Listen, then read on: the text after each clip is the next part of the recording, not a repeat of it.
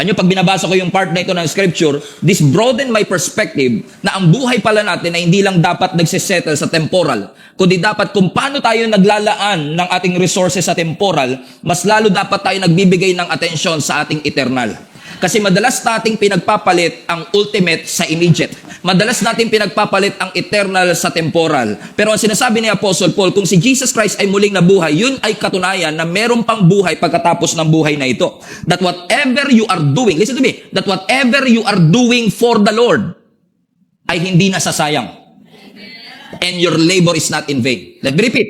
Lahat ng bagay na ginagawa mo basta para sa Diyos. This is an encouragement for me. Because I've been serving the Lord for 24 years. What an encouragement that whatever I am doing, basta for the Lord, not for my ambition, not for my personal pleasure, not for self-serving, pero kung ginagawa ko ito para sa Panginoon, what a great hope, what a great promise, na lahat ng ginagawa kong ito ay hindi nasasayang. Kaya sabi ng 1 Corinthians chapter 15 verse 58, so therefore. Now, pag nakakita kayo sa Bible ng salitang therefore, walang sentence na nagsimula sa therefore. So kapag may therefore, kailangan mong balikan yung previous verses. Okay? So I just told you the whole chapter of 1 Corinthians chapter 15. Nag-preach si Apostle Paul ng resurrection ni Jesus Christ at dahil ang ating Panginoong Hesus ay na-resurrect. Ibig sabihin, may pag-asa sa lahat ng mga Kristiyanong naglalagak ng kanilang pananampalataya sa Panginoon at yung 10 taong ibinigay mo sa Panginoon hindi masasayang. Therefore, my brothers and sisters, stand firm. Let nothing move you. Always give yourselves fully to the work of the Lord because you know that your labor in the Lord, I love that part, is not in vain. Ano sinasabi ni Apostle Paul sa atin? Itong text na ito, mga kapatid, is actually a call for each and every Christian right here, right now. Everybody who's listening under the sound of my voice. Ang sinasabi ni Apostle Paul, bilang isang mananampalataya ni Jesus, tinatawagan niya ang bawat isa sa atin na mag-persevere, magtiis, maging persistent, dedicated, and committed. He is calling each and every one of us to stand firm in our faith. Na tayo ay maging immovable sa ating mga conviction at maging active sa paglilingkod sa ating Panginoon. Alam niyo kung bakit sinasabi ni Apostle Paul to kahit di niyo ako pinapansin? Kasi ang sinasabi ni Apostle Paul, kapag sumunod ka kay Jesus Christ, kasama ang sakit at ang hirap.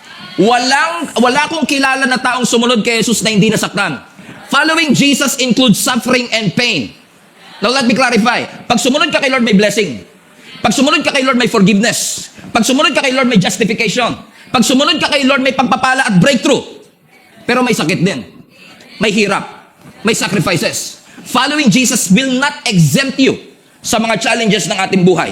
Sino sa inyo makakapag-testify yung katabi mo dumaan sa bagyo? Judging by the looks of her or him, makikita mo kagad dumaan na siya sa matinding bagyo. Amen. Bakit? Kasi kumbinsido tayo that even when Jesus is on your boat, you are not exempted to the storms of your life. May mga storms sa marriage, may mga bagyo sa mga businesses, may bagyo sa mga trabaho, sa mga career natin, sa mga family natin. May mga bagyo na seasonal, may mga bagyo na inevitable. But those storms are necessary for you to realize who you are. In fact, those storms in your life will reveal your structure and your foundation. Minsan kailangan dumaan tayo sa mga challenges. Minsan kailangan ugain tayo ng Panginoon para ma-realize natin kung ano ang ating foundation. Sadly, hindi lahat ng storms external. May mga storms na internal. Yung katabi mo, pangiting-ngiti lang but they are dying on the inside. Pangiting-ngiti lang but they are quitting on the inside. And most of the weights that we carry are usually internal and not external. Kasi pag nasa church ka, madaling ngumiti kasi karamihan nakangiti. Parang hindi. Amen? But most of the weights that we carry are actually internal. Some of our boats will break. Sometimes, our heart will break. Yung iba sa atin dumaan sa childhood trauma. Yung iba sa atin dumadaan sa depression, sa anxiety. Some of you are scared about uncertainty or your future. Yung iba sa atin may mga grudges, wounds, and unforgiveness. So, hindi lahat ng storms external. May mga storms na internal. Pero, whatever storms that you are going through, maybe external or internal, that's why we need faith in the Lord. Kaya pagdating sa faith, hindi mo siya pwedeng i-overestimate. Lahat ng taong mananampalataya ni Jesus Christ, kailangan natin ng pananampalataya sa ating buhay. Because our faith is the very core of our Christianity. Yung faith natin, ang critical component kung bakit tayo nakakasurvive dito sa mundo natin. In fact, sabi ng scripture, without faith, it is impossible to please the Lord. So we all need faith in our lives. Kailangan nating matutong magtiwala sa Panginoon para kung dumating ang mga challenges ng ating buhay, we will be unshakable. In Jesus, sometimes you will bend, but you will not break. And sometimes God is breaking you to make you flexible. He's allowing the shakings in your life, hindi para pabagsakin ka, hindi para punitin ka, hindi para wasakin ka. He's developing you to be stronger as long as you keep on trusting the Lord. Ano ang sabi ng Psalms 125 verse 1? Those who trust in the Lord are like Mount Zion, which cannot be shaken, but endures forever. What an amazing analogy. Sinasabi ng psalmist dito sa Psalms 1, lahat ng tao nagtitiwala sa Panginoon para kayong Mount Zion. Ang Mount Zion, hindi siya subject sa shaking. Kung ikaw ay may tiwala sa ating Panginoon, ano sabi ng scripture? You can be unshakable. And I don't know, I'm not saying this to boast or anything, but I have come this far because I keep on trusting the Lord whatever happens. And in case you don't know, may mga pagkakataon sa pagiging pastor ko ng simbahang ito that I don't know what I am doing. But I keep on trusting the Lord and that God will continue to give me the wisdom and the perspective and the vision to see what God sees. It is my faith that held me. It is my faith that carried me. It is my faith na naging reason kung bakit nalagpasan natin ang iba't ibang matitinding sitwasyon ng ating buhay. And I know ganun din po sa atin. Kung wala tayong pananampalataya, mahirap makasurvive sa buhay. Public service announcement. May Diyos ka man o wala, may problemang darating.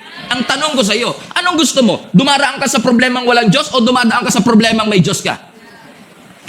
Mas madali nang dumaan sa problema na may Diyos kasi alam mo, kung iwanan ka man ng lahat ng mga kaibigan mo, talikuran ka ng lahat ng mga taong inaasahan mo at yung inaasahan mo tutulong sa iyo, hindi ka tutulungan, alam mo, meron laging Diyos na may makakapitan. Hindi tayo makakapili ng problemang darating sa ating buhay. Hindi ka makakapag-schedule ng problemang darating sa iyong buhay. How I wish. Makakapag-schedule ka at masasabi mo kay Lord, Lord, fully booked na po ako ngayong buwan. First quarter pa lang po ng 2024, yung problema ko pang isang taon na po. But you cannot schedule problems, you cannot pick problems, but you can always pick the God that you will trust. Pwede kang makapili ng Diyos na yung kakapitan sa gitna ng lahat ng ito. So do not allow the circumstance to limit your perspective about God. Hindi porket malaki ang problema, lumiliit ng tingin mo sa Diyos. Hallelujah. Kasi madalas tayo, pag lumalaki ang problema, lumiliit ang tingin natin sa Panginoon. In fact, let me just say this to you. Sabi ng scripture, di ba sa Psalms, magnify the Lord with me. The more na lumalaki yung problema, mas lalo mong i-magnify yung Diyos na yung pinapaniwalaan. Kung walang-wala ka, i-magnify mo yung Diyos bilang provider.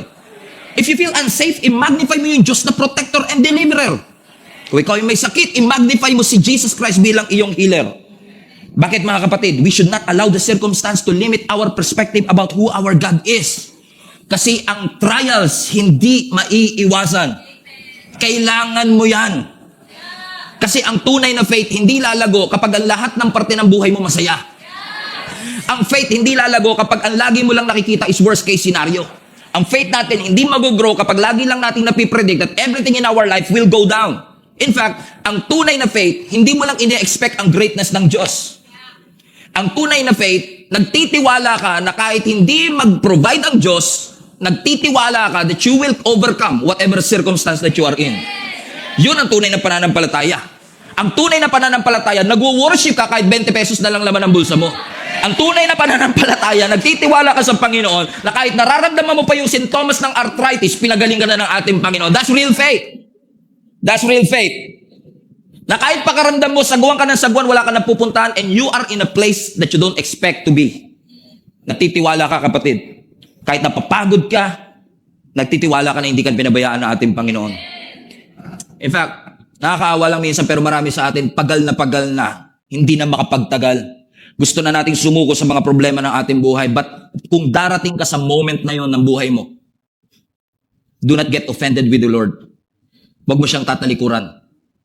In fact, mas lalo kang kumapit sa Panginoon at lalo kang magtiwala na hindi kanya iniwan.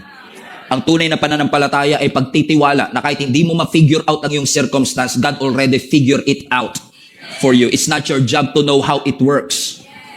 It's your job to believe that God already worked it out for you. Amen? So ang tanong ko sa iyo, kapatid, yung faith ba natin kaya mag-endure ng disappointment? Yung pananampalataya mo ba, kaya mag-endure ng frustration?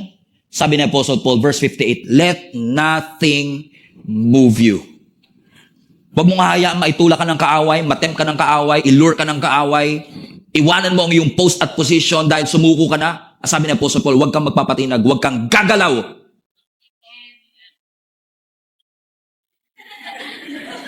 Let nothing move you. Naalala niyo si Jesus Christ when He was crucified? Alam niyo ba si Jesus Christ when He was crucified, may mga tao na minak ang ating Panginoong Isus, nilait pa ang ating Panginoon. Sabi nila, oh talaga, sabi mo di ba Diyos ka? Ba't di ka makababa ngayon? Tignan niyo yung verse. Ang sabi ng Mark chapter 15 verse 29. The people passing by, they shouted abuse to Jesus Christ, shaking their heads in mockery. Ano sabi niya? Look at you now! Sabi nila kay Jesus, tingnan mo, nakapako ka ngayon, no? Di ba sabi mo, you are going to destroy the temple and rebuild it in 3 days? Well then, save yourself. Come down from the cross. Look at this. Iniimbitahan nila si Jesus na nakapako. Ang sabi nila, kung talagang tunay kang Diyos, bumaba ka nga. Hawakan mo nga tenga. Di ba? Bumaba ka nga. Now, kung si Jesus, ang kanya lang finifeed yung kanyang ego, para patunayan lang yung kanyang power, pwedeng bumaba si Jesus, sabi niya, oh, eto, ano kayo ngayon? Pwede gawin ni Jesus Christ, right? But since Jesus is purposeful, He's not there to impress His critics. He's there to fulfill His purpose. So what Jesus did, hindi siya bumaba dahil iniimbitahan siya ng mga critics niya. Hindi siya bumaba para patunayan sa mga critics niya makapangyarihan siya. He stayed at the cross because He's thinking about you. Kasi kung bumaba siya sa krus, hindi ka napatawad. Kung bumaba siya sa krus, hindi ka napagaling sa iyong mga kasakitan. So kung finid lang ng ating Panginoon yung kanya sariling desire, will still be lost.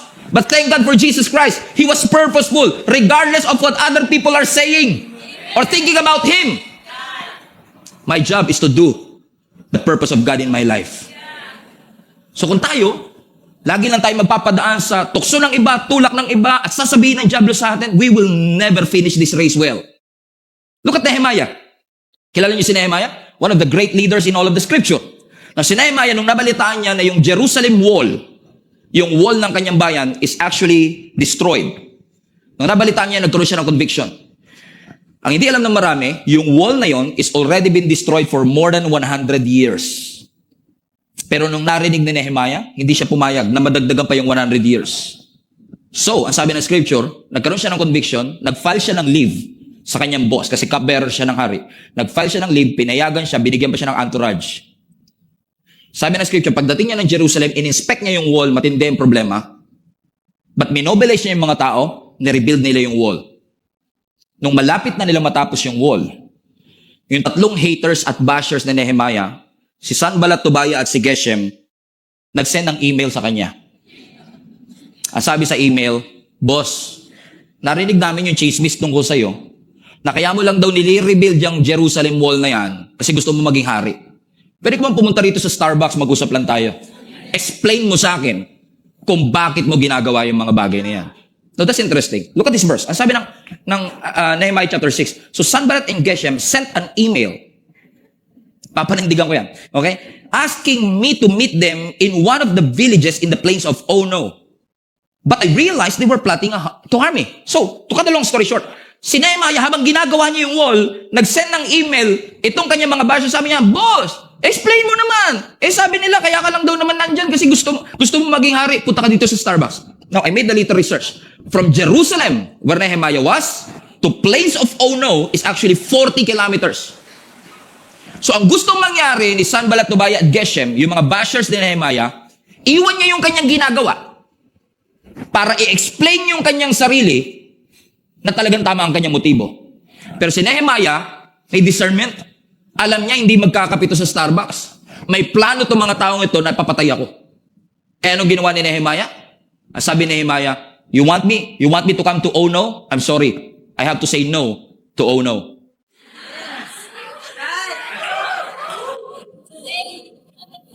But how? How did he say it? Ang sabi ng verse 3, Nehemiah 6:3. So I replied sa email, sending this message to them. Ano sabi niya? I'm engaged in a great work, so I could not come. He's purposeful. Hindi ko iiwanan tong post ko. I will not let anybody move me. Why should I stop working to come and meet you? Amen. Amen? Kung kayo ito nangyari, viral to eh. What a reply. Ano sinasabi ni Nehemiah? Masyadong maganda at masyadong importante ang pinapagawa ng Diyos sa akin para lang iwanan ko at linisin ko ang aking reputasyon. Eh di isipin nyo na yung gusto nyong isipin sa akin. I don't care. Ang pinakamatimbang sa akin, yung purpose ng Lord. So I'm here to stay. Ano mga kapatid, in order for us to do what Nehemiah did and for us to do what Jesus did, it takes a lot of foundation para mapanindigan natin yung kinumit natin sa Panginoon. Sinabi na, Lord, sa 2024, maglilingkod na talaga ako sa iyo. Lord, sa 2024, never na talaga ako absent sa church. Sa 2024, araw-araw na talaga ako magbabasa ng Bible. Sa 2024, araw na talaga ako mananalangin. So sabi ni Satan, talaga? Explain mo nga itong nakita ko sa Facebook. Because Satan will try his best para pabagsakin ka, para dayain ka. Pero can you say what Nehemiah said? Sabihin natin, I'm engaged in a great work so I could not come. Anong sinasabi ni Nehemiah? I will never waste my time doing something that is not connected to my purpose. Kung hindi yan connected sa purpose ko, hindi ko yan pag-aasayahan ng panahon. Bakit? Matindi ang kanyang root system. Matindi ang kanyang foundation. And how I wish all of us will have this deep, concrete foundation. Hindi ako engineer, di rin po ako architect. Pero isa sa mga susi ng matayog na building, great foundation. Right? Usually, nakikita lang natin sa bahay yung pintura, yung semento, pero hindi natin nakikita yung bakal na nasa loob ng semento. Yun yung nagpapatibay, nagbibigay ng structure sa mga building. Para pag dumating yung bagyo, hindi babagsak. Para pag dumating yung lindol, kahit kasing lakas pa ng lindol sa Taiwan, hindi babagsak yung bahay. So, ibig sabihin, talagang kahit anong mangyari, darating ang lindol. Kahit anong mangyari, darating ang storm. Ang tanong, kamusta bahay mo? Kamusta bakal sa bahay mo? Kamusta ang foundation ng iyong buhay? Kaya pa ulit-ulit sinasabi ni Jesus, kung magsisettle ka sa temporal things, masyadong mababaw yung foundation mo pag dumating ang bagyo, ay, magkukwit ka agad. May nakita na ba kayong puno na nung nakabalita siyang may bagyo, naglipat ng lugar? Brad, may bagyo daw dito, lipat tayo sa Kainta. Walang ganun, Brad. Pero dahil yung puno, rooted siya, kahit anong bagyo, he will remain standing. He will be unshakable. Amen? Bakit? Kasi rooted siya. Kaya lagi natin sinasabi, build your life in Jesus Christ. Kung magsisimula ka lang naman ng buhay mo, kung magsisimula kayo ng marriage life, i-build nyo na kay Jesus yan. Kung magsisimula ka ng negosyo, simulan mo na kay Jesus yan. Kung magsisimula ka ng pamilya, kay Jesus mo, si Jesus ang gawin mong foundation. Kasi pag hindi si Jesus, shaky ang iyong foundation. Amen? At kung gano'n mo kataas gustong marating, kung gano'n kataas ang pangarap mo, kailangan gano'n din kalalim ang foundation mo sa Diyos. Amen? Alam niyo ang puno, yung normal na puno, it grows two ways. They are not just growing upwards. While they are growing upwards, they are growing downwards. In fact, kung magiging technical tayo, they are growing upwards, downwards, and sideward. Ganyan ang puno, no? But for the sake of this illustration, habang umaakyat siya, dapat lumalalim siya. Pero watch this. Pero para lumalim yung ugat niya, he has to push through yung soil. May hindrance eh. So ibig sabihin, you cannot go up if you are unwilling to push down. Kung hindi ka willing na maging intentional na anumang balakid sa iyong buhay, susuungin mo, hindi talaga mag-grow down. Do you want to grow up? You have to grow down. Kung gusto mong umangat, maging skyscraper at magawa ang pinapagawa ng Panginoon, you have to grow down. Kasi sa totoo lang mga kapatid, I don't know, siguro iba sa inyo masyado pang bata, hindi pa kayo dumaan sa matitinding problema. Pero kung kasing edad ko kayo, mga 25, kung kasing edad ko kayo, minsan na lang naman yan, okay? Pero kung kasi if you live in this world long enough, you will realize that this life will put you in hard places na minsan kukwestiyonin mo kung talagang mabuti ba ang Diyos. Na minsan makukwestiyon mo yung faithfulness ng Panginoon. It doesn't matter kung gaano kalaki ang Bible mo, gaano kalaki ang krus na kwintas mo, anong position mo sa simbahan, life will put you into places that sometimes you will question, mabuti ba talaga ang Panginoon? Kailangan natin maging honest sa totoo lang, nasa simbahan na rin lang naman tayo. Maging honest tayo sa katotohanan na hindi po marami sa atin dumating sa pagkakataong tinanong mo ang Diyos, buhay ka ba talaga? Kailan ba matatapos ito?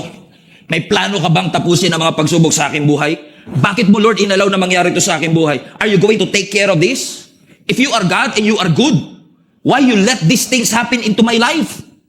Ito exactly ang dilemma nila Apostle Paul. Ginawa naman namin ng tama. Pero bakit we are persecuted left and right? At yung persecution persecution nila, hindi yung Christian ka, praise the Lord, praise the Lord. Hindi ganun ang persecution ni Apostle Paul. Ang persecution ni Apostle Paul, life and death situation. Kasi sinasabi ni Apostle Paul, we'll be persecuted left and right. Pero bakit nangyayari ito sa aming buhay? Na yung ibang mga kasama ni Apostle Paul sinabi, is it worth it? Worth it bang ibigay natin yung buhay natin sa Panginoon? Binigay na nga natin, inusig pa tayo. Balik na lang tayo sa luma natin buhay. Balik na lang tayo. Nagpatinag sila. Bumalik sila. Hindi nila tiniis. Kasi hindi tama yung kanilang foundation. Alam mo, siguro hindi aksidente na kapag sinabi ni Jesus Christ na, pag sinabi ni Lord sa ating, build your life in me, hindi siguro aksidenteng si Jesus Carpentero, no? He's a builder. Nasabi niya, upon this rock, I will build because God is a builder. Now, if you want to put your faith in Jesus Christ, binigyan niya rin tayo ng tools. Sabi ng Lord, build your life on me.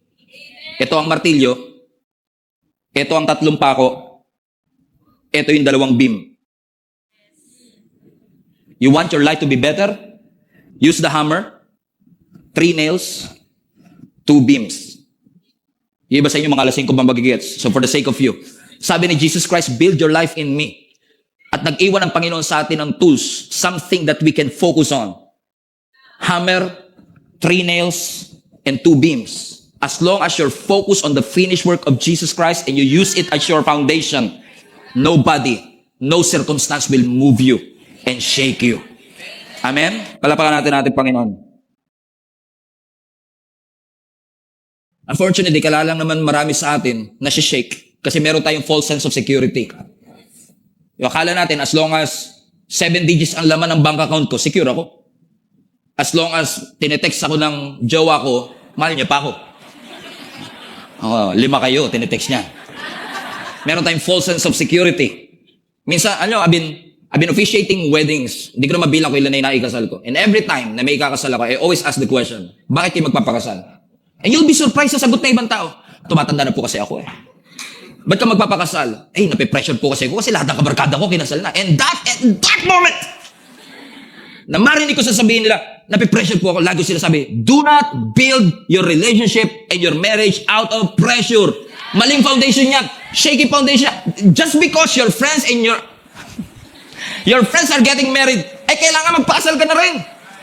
After all, hindi matatapos ang pressure ng mundo. Naalala mo na nag-aaral ka pa? Ay sasabihin nila, kailangan magtatapos. Nung nakagraduate ka na, kailangan magtatrabaho. Nung nagkatrabaho ka, kailangan magpapakasal. Nung kinasal ka na, kailangan magkakaanak. Nung nagkaanak ka, kailan mo susundan? Pag minamatayan, tanongin mo, kailan ka susunod? O kaya naman, kailan ka titigil? Di ba? Kasi people will put pressures on you. Hindi mo maihinto yan. But you don't build your life out of that pressure. Huwag kang maging overconfident na porkit nandyan siya, mahal ka niya. Okay. Huwag kang maging overconfident. Sa dami ng laman ng bank account mo, huwag kang maging overconfident sa commerce, sa investments, sa stocks market, sa projects that you have. Lahat yan lang yan as long as earthly ang foundation. It will be shaken. Naalala niyo ng COVID? Ipinakita ng COVID sa atin na hindi lahat ng bagay na meron tayo mahalaga. Shinake tayo ng Panginoon. At alam niyo ba, na-realize ko, God speaks through shakings. Write it down. God speaks through shakings. Kapag may shaking, may speaking.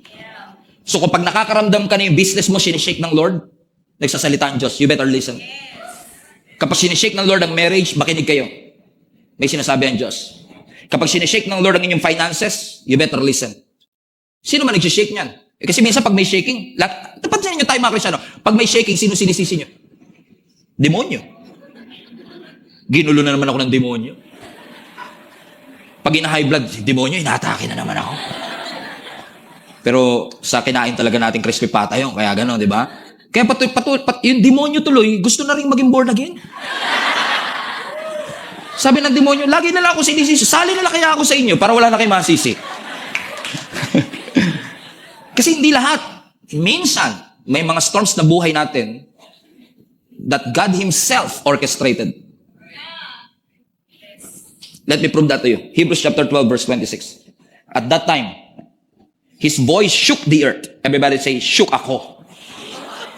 But now He has promised, once more, there you go. So may shaking na nangyari, ulitin ko ulit. Once more, highlight this part. I will shake. So si Lord mismo nagsabi, I will shake. So sometimes God orchestrated shakings in our lives. Hindi para bumagsak ka, but to make you unshakable. So I will shake not only the earth, but also the heavens. Next verse. The words once more indicate the removing. So bakit daw sinishake? Para matanggal what can be shaken, that is created things. Bear that in mind. So that what cannot be shaken may remain. There you go. Kaya pala sinishake, sabi ng Panginoon, para yung created things mawala. So ang matitira pag sinake, yung eternal. So kaya may shaking, kasi masyado ka ng confident at dependent sa earthly things, isi-shake ng Lord. Kaya magugulat yung iba sa inyo, 25 years ka na sa trabaho, confident ka na dyan ka na magre-retire. And then nakatanggap ka ng email, kasama ka sa tatanggalin. Sama ng loob mo. Lord, paano nangyari to?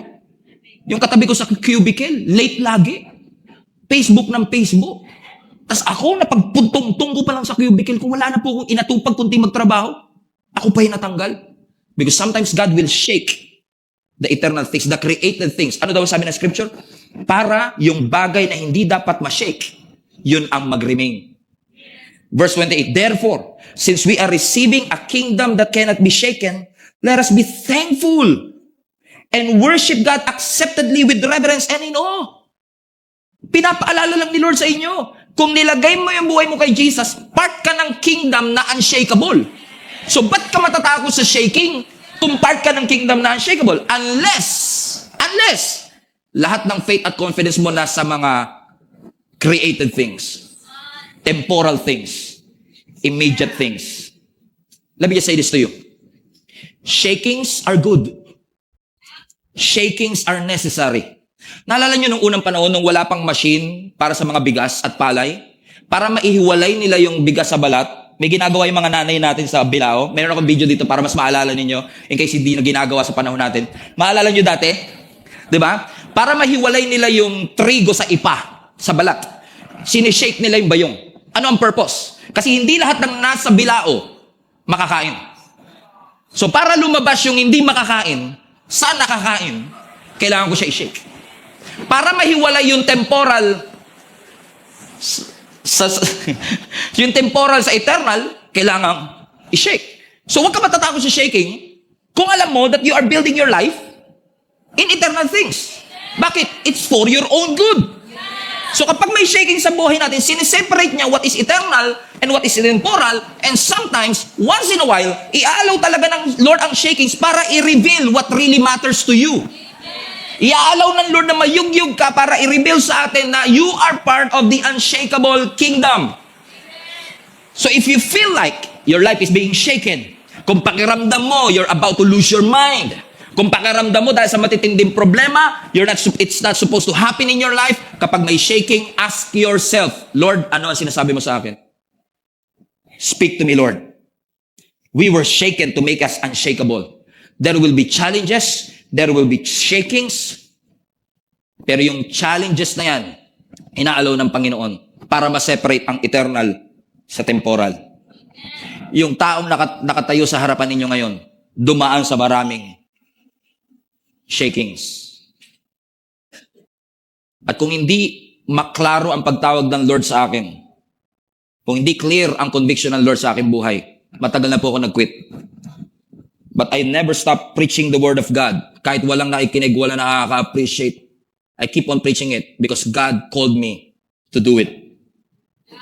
So kapag sinake ang buhay natin, wag kayong magtampo sa Diyos. Lord, ba't mo sinake? Para sa iyo yun. In fact, I've seen an illustration about shakings na gusto ko i-share sa inyo before I end this. Tawagin ko lang si MJ, one of our volunteers. Naganap talaga ako ng mga dedicated volunteer to help me out in this illustration. Palakpakan naman natin, give it up for MJ.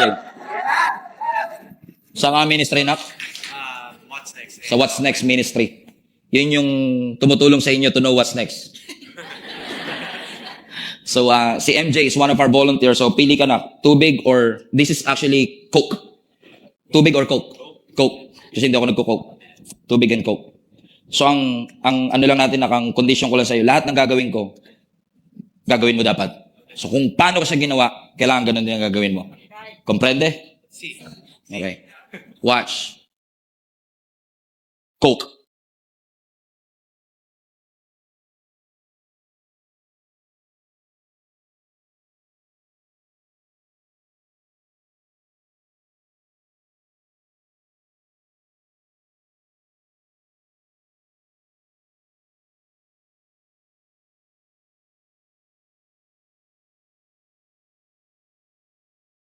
Wait na. Teka lang. Pareho naman tayo inuga ah. Ba't yung sa'yo sumabog? Yung akin hindi. So walang mali sa shaking. Ang mali, yung nasa loob ng puso natin. Na inilalabas ng Diyos kapag may shaking. So kapag sinake ka ng Lord, huwag mo sisihin yung shaking. Kasi ito, sinake din naman eh. Pero ba't walang lumabas? Kasi tama ang puso eh. As long as tama ang puso natin, wala tayong dapat ikatakot sa shaking. Kasi ang mga shaking ng buhay, ginagawa ng Lord dyan para ilabas yung mga bagay na hindi dapat nandyan. Inaalaw ng Diyos na ma-shake ang buhay natin for us to realize what really matters in your life. Amen?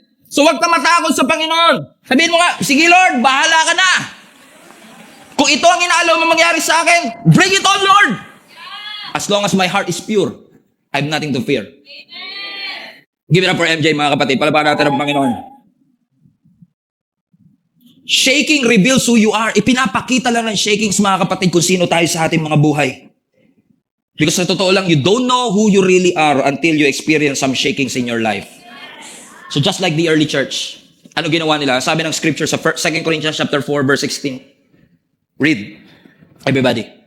So we are not giving up. How could we? Even though on the outside, it often looks like things are falling apart on us. On the inside, where God is making a new life, not a day goes by without His unfolding grace. These are hard times. These hard times are small potatoes compared to the coming good times, the lavish celebration prepared to us by our God. Sinasabi nila, Apostle Paul, di kami mag-give up. Ba't kami mag-give up? Even though on the outside, things are falling apart, we know that from the inside, God is making a new life. At walang araw na lumilipas na hindi ipinapakita ng Diyos ang kanyang kagandahang loob sa akin. So I want to encourage everybody today, when your life is hard, when you are in an impossible situation, when your back is against the wall, when you are in a rough situations of your life, don't ever think for a moment na God is not present in your pain and in your circumstance. In fact, yung promotion minsan nakapackage sa suffering. Yung promotion minsan nakapackage sa pain. Yung next level minsan nakapackage sa setback. So I want to encourage you today with these 3 beautiful words. Don't give up. Don't give. Sabi mo sa katabi mo, don't give up. When you're in the middle of the storm, pakiramdam mo ang kaaway, laging nananalo, don't give up. Just because your friends let you down. Do not give up. Just because you lose your job. Do not give up just because your career are falling apart. Do not give up kahit hindi ka pumasa sa examination. Do not give up kahit yung relationship hindi nag-work out. Keep on showing up. Don't walk away from your faith. You're built to last. Magpatuloy ka lang kapatid. After all, yung destiny mo is greater than your history. Yung ginawa at prepare ng Panginoon is nothing compared to the sufferings that you are going through. Keep on keeping on. Let nothing move you. No disease will move you. No discouragement will move you. No frustrations will move you. Kahit anong bagay, I will never allow these things or someone to move me to the purpose that God has for my life. Is that an amen, mga kapatid? Let's bow down our heads. Let us pray.